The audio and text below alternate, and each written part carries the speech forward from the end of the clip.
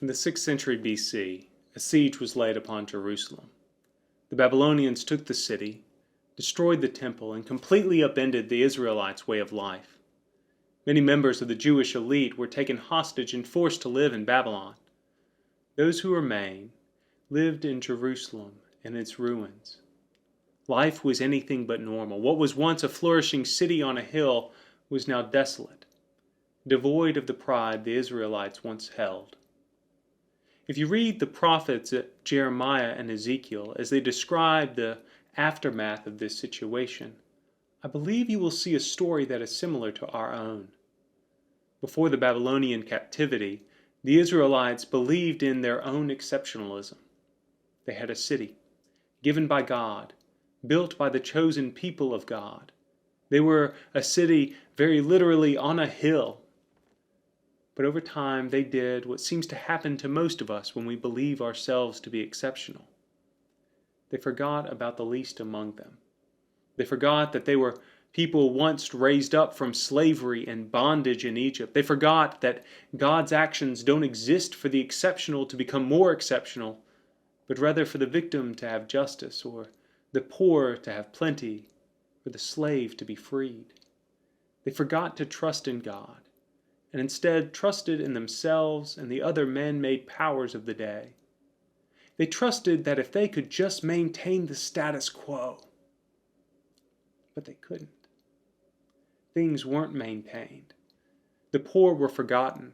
God was replaced with foreign powers, and those foreign powers took the city and razed it to the ground. They took the Jewish leaders, and in their exile, the Israelites had to learn once again what it was like to be a stranger in a foreign land. In Babylon, the task of the prophets was not how to get back to a level of normalcy. Normalcy was gone. Their wealth, their power, their prestige were all stripped from them in their foreign land. Instead, the task of the prophets was to find God in the midst of devastation, to seek a new way of faithfulness in a world unknown. This was the only way to find hope. Walter Brueggemann, in his book Reality, Grief, Hope, says that this is our task for today. He says, this way of hope is the work of ministry. Doing advocacy for good causes is urgent, but more urgent, in my view, is the nurture of obedient imagination, in which unuttered possibility is uttered, thoughts beyond our thoughts are thought, and ways beyond our ways are known. In such circumstance, walking by sight is likely a return to the old ways that have failed. Walking by faith is to seek a world rather than the one from which we are being swiftly ejected.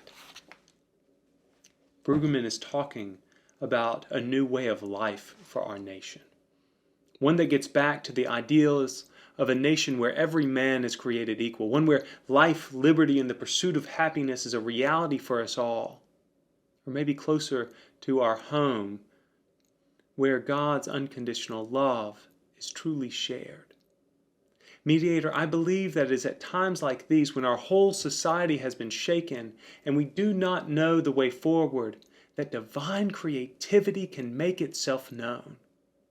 But only if we begin to pay attention. That's what true prophecy is. It is new.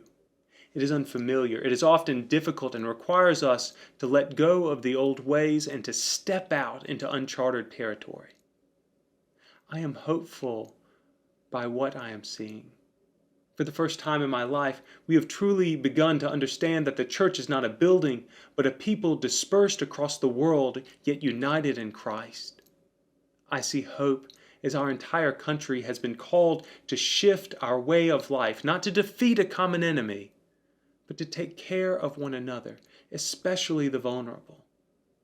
And I am proud of so many of you who have taken up that challenge. I'm proud of you who work in healthcare, who wear a mask or make masks or stay at home. I'm proud of you who are spending this time with your family, huddled close and making those precious memories.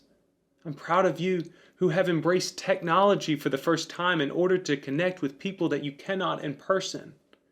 I am proud because you have heard the call of urgency, and you have acted.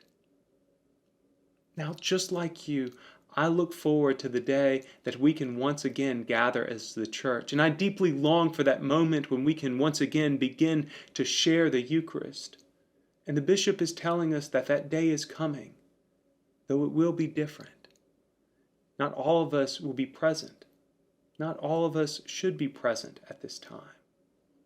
So as we continue down this road of exile from the familiar, I'm asking you to help me listen for the voice of the divine, calling us into a new way of fellowship and worship. Help me utter the unuttered possibilities of hope for our future. Join me as we try to walk not by sight, but by faith. This is the urgent task of the prophetic church, and Mediator, you are the people I know that can lead the way. I love you. God bless you. And goodbye for now.